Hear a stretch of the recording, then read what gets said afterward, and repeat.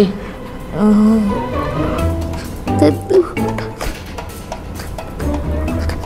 Apa sih?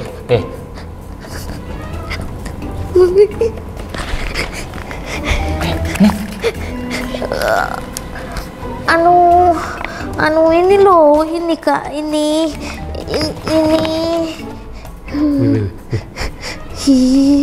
Ini apa nih? Kok baca kayak gini? Kamu dapat dari mana ya? Aku tuh dapat challenge Kak dari teman-temanku. Siapa yang berani ini itu yang menang. Challenge Kak, challenge. Iya. Hah? Challenge. Kok kamu jadi aneh gitu nih?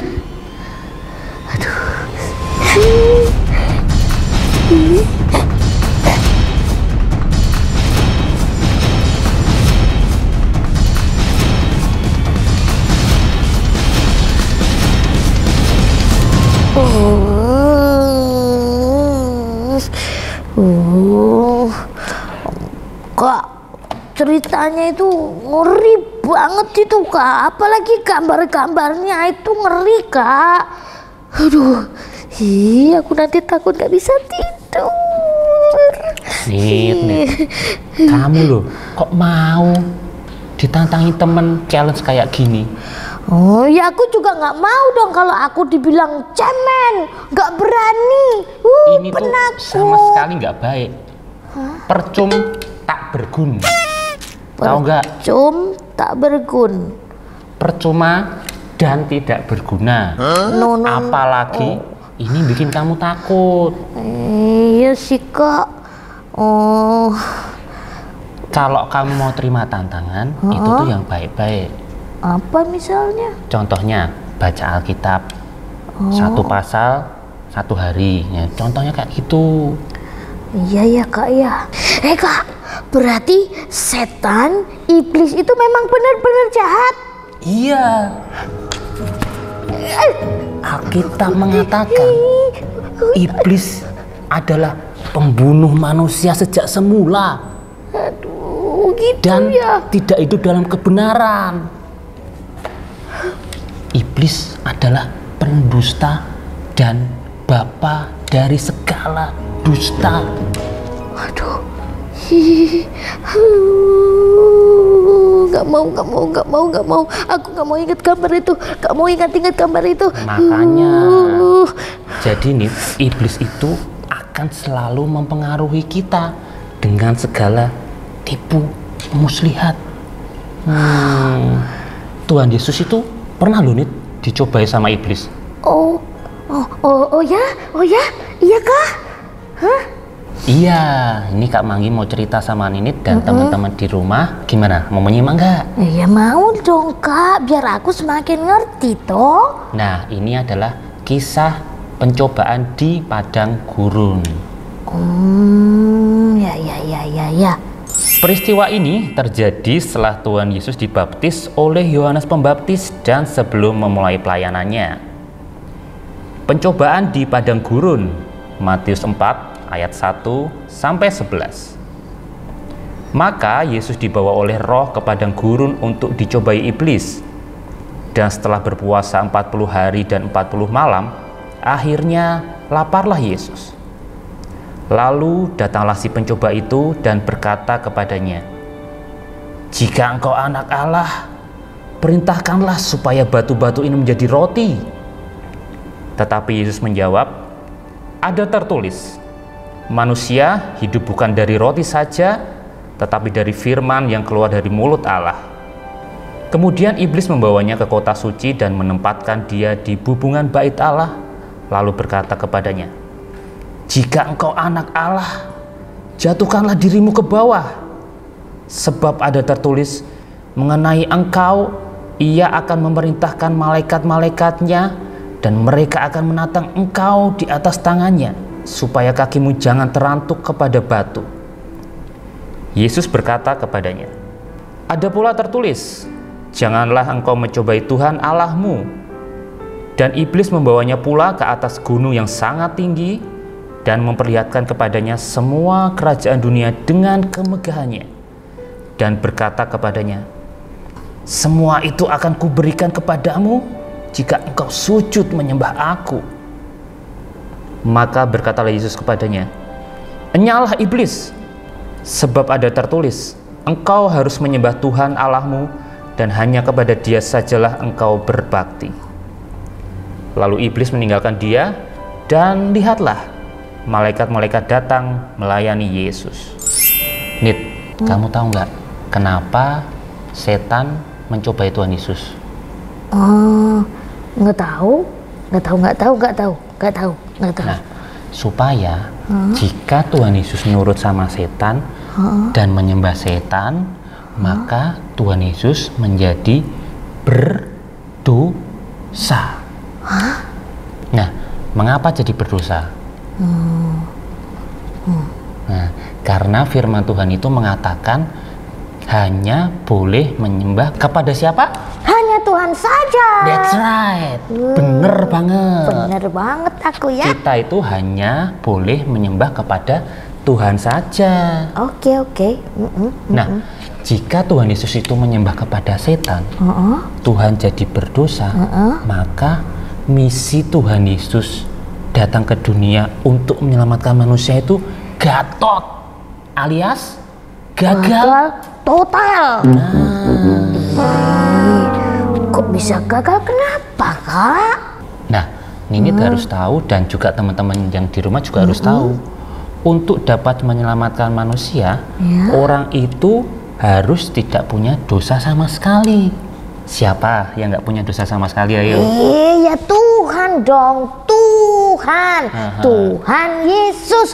Karena dia itu 100% Allah, dia juga 100% manusia. Bener kan?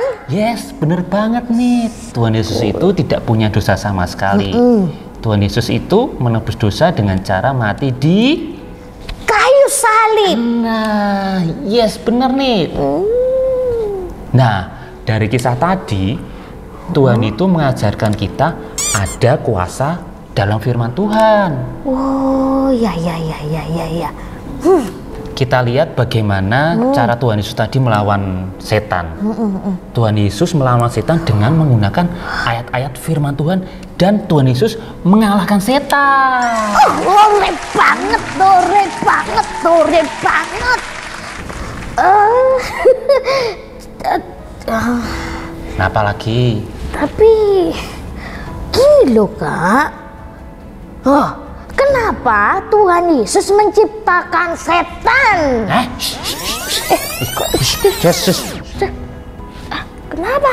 Tuhan itu tidak menciptakan iblis, setan, atau satan, atau demit. Enggak juga. Sejenisnya itu tidak menciptakan. Tapi buktinya setan itu kan ada toh, Kak. Dia itu mengganggu kita, ya kan? Bikin kita itu jadi kayak melawan Tuhan. Terus bikin kita itu kadang-kadang jadi kayak ketakutan, jadi aneh gitu. Kakak ulangi nih ya, dan teman-teman yang di rumah, sekali lagi, Tuhan tidak menciptakan setan, satan, atau iblis. Yang Tuhan ciptakan adalah malaikat. Apa yang Tuhan ciptakan? Setan atau malaikat? Malaikat. Malaikat. Yang Tuhan ciptakan malaikat. Waduh. Sebenarnya Tuhan itu nggak pernah yang menciptakan yang jelek-jelek ya, Kak ya? Enggak. Ya. Tuhan itu memang wow. Iya, Alkitab itu mencatat bahwa Tuhan itu menciptakan malaikat. Ya. Nah, terus pertanyaanmu tadi itu, dari mana asalnya setan atau iblis? Itu gimana itu, Kak? Nah, ini ya, dengerin baik-baik nih. Oke, siap. Aku siap mendengarkan dengan baik-baik. Kalian bisa buka Alkitab kalian di Yeskiel 28 ayat 12 sampai 19. Tuhan menciptakan malaikat-malaikat, salah satunya Lucifer. Lucifer dikatakan gambar dari kesempurnaan, penuh hikmat dan sangat indah sekali. Nah, malaikat Lucifer ini yang akhirnya jadi iblis, Satan atau setan. Oh gitu ya. Tapi Kak, kenapa ya? Tapi ngopo? Katanya malaikat yang indah. Si Lucifer itu Lucifer kok malah jadi iblis? Kan aneh. Nah, Lucifer itu jadi iblis karena dia jatuh dalam dosa. Oh, Tahu nggak penyebabnya kenapa dia jatuh dalam dosa? apa Kak? Apa? Ternyata nih, Lucifer jatuh dosa karena kesombongannya. Ia ingin menjadi seperti Tuhan, ingin menyamai Tuhan, ingin disembah seperti Tuhan. Ia berhasil menghasut dan mempengaruhi sepertiga malaikat di surga untuk memberontak kepada Tuhan. Karena itu, ia dihukum dan dilempar Tuhan ke bumi. Setan mempengaruhi manusia untuk berbuat dosa dan melawan Tuhan. Setan ingin cari teman sebanyak-banyaknya. Iya, aku takut Kak, takut. Oh. Jangan takut. Jangan takut nih, jangan takut kepada setan. Kenapa? Setan itu sudah dikalahkan oleh Tuhan Yesus. Oh ya? Gimana? Kapan setannya itu dikalahkan sama Tuhan Yesus? Nah, Kapan? kamu ingat nggak ketika Tuhan Yesus mati di kayu salib, lalu dibangkitkan dari kematian? Nah, saat itu setan sudah dikalahkan. Jadi jangan takut. Oke. Yes, setan sudah kalah ketika Tuhan Yesus sudah bangkit, gitu kan? Betul. Nah, jadi jangan takut lagi ya, Nit. Oke, siap. Setan itu tidak bisa masuk dalam pikiran kita, anak-anak Tuhan Yesus. Dia itu hanya bisa mengganggu dan mempengaruhi kita ini supaya kita berbuat dosa. Gunakan nama Tuhan Yesus untuk mengusirnya. Wah. Nama Yesus itu nama yang berkuasa. Yes. Hebat kan Tuhan kita? Hebat. Waduh Kak, hebat sekali Tuhan kita ya. Hanya dengan menyebut namanya, iblis kelebek, bet. Tapi Kak, aku mau tanya. Lah terus nasib si iblis itu kepiye? Ayo.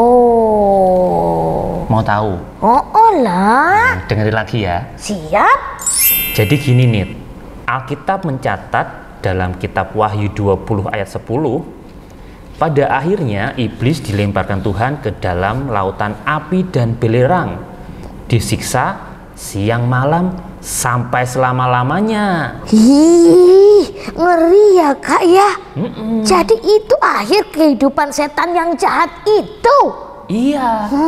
Tuhan menghukum setan atau iblis di neraka selama-lamanya. Jadi sekarang sudah tahu kan apakah Tuhan itu menciptakan setan atau iblis? Iya, aku tahu Kak. Tuhan tidak menciptakan setan, ya kan? Tuhan menciptakan malaikat Lucifer. Dia itu sombong, lalu menghasut sepertiga dari malaikat untuk melawan Tuhan. Bener kan? Makanya dia dihukum oleh Tuhan, dilempar ke bumi. Dia dihukum oleh Tuhan jadi iblis. Dia mengganggu, mempengaruhi manusia untuk berbuat dosa. Tapi Tuhan Yesus sudah mengalahkannya di kayu salib, gitu kan Kak? Jadi kita nggak perlu takut lagi sama setan, iblis dan segala jenisnya kan? Betul. Tuhan akan menghukum setan selama-lamanya di neraka. Puas aku Kak, aku puas. Terima kasih Tuhan. Tuhan sudah menyelamatkan kami dari iblis dan setan. Benar kan Kak? Good. Oke. Nah, sekarang kakak akan mengajarkan bagaimana caranya kita melawan setan. Wah, perlu itu Kak, aku pengen tahu. Kamu dan teman-teman yang di rumah, sebagai anak Tuhan, kita bisa menggunakan nama Yesus untuk mengusir setan. Karena apa? Karena nama Yesus itu adalah nama yang berkuasa. Iya, ajari aku Kak, aku siap mendengarkannya. Nah, Nit, kalau setan mengganggu kamu atau teman-teman yang di rumah, kalian usir dalam nama Tuhan Yesus. Setan keluar. Wah, ya. Nah, maka setan keluar karena setan itu takut sama Tuhan Yesus. Itu ya Kak. Atau Ninit atau teman-teman yang di rumah bisa menggunakan firman Tuhan seperti Tuhan Yesus.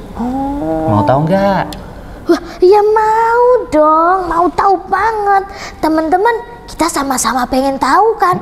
Tuh, mereka semua itu semua. Gimana Kak caranya? Nah, ini cara melawan setan menggunakan firman Tuhan. Ada tertulis di Yakobus 4 ayat 7, karena itu tunduklah kepada Allah dan lawanlah iblis, maka ia akan lari daripadamu. Nah, teman-teman yang ada di rumah sekarang ya, mulai sekarang jangan pernah takut sama setan, sama iblis, karena kita bisa melawannya dengan firman Tuhan. Nih, kita ulang lagi ya. Yakobus 4 ayat 7. Karena itu tunduklah kepada Allah dan lawanlah iblis, maka ia akan lari daripadamu. Teman-teman, yuk sekarang kita berdoa yuk, supaya Tuhan itu memberikan kita kekuatan melawan iblis dengan firman-Nya. Oke? Yuk, close your eyes and let's pray together. Tuhan Yesus, terima kasih. Sekarang kami sudah tahu siapa si iblis, si setan. Kami juga tahu cara melawan iblis atau setan, yaitu dengan menggunakan nama Tuhan Yesus dan menggunakan firman Tuhan, yaitu dalam Yakobus 4 ayatnya yang ke-7. Karena itu tunduklah kepada Allah dan lawanlah iblis, maka ia akan lari daripadamu.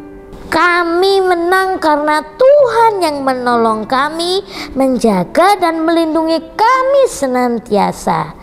Tolong kami Tuhan, supaya kami menjadi orang yang rendah hati, tidak sombong, dan selalu menghormati Tuhan. Terima kasih Tuhan Yesusku. Di dalam nama Tuhan Yesus Kristus kami berdoa.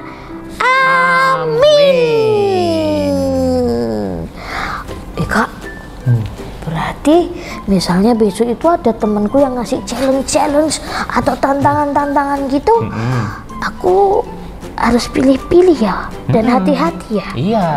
Oh, dan semuanya nggak harus diikuti ya. Iya.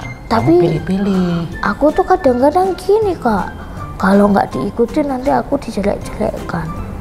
Tapi nggak apa-apa lah. Kalau untuk yang nggak berguna dan itu tidak bikin aku tambah pinter, nggak usah aja ya. Iya, nggak usah. Yang paling penting yang berguna, yang tidak berbahaya, dan tidak membahayakan orang lain. Begitu kan ya Kak? Yes, begitu anak-anak Tuhan yang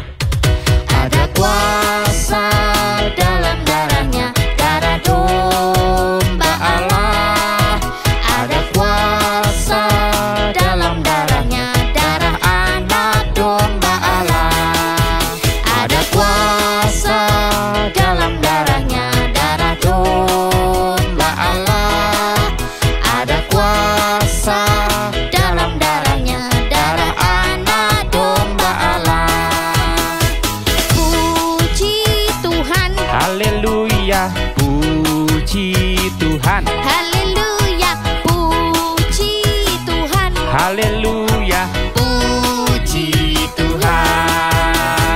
Puji Tuhan. Haleluya, puji Tuhan.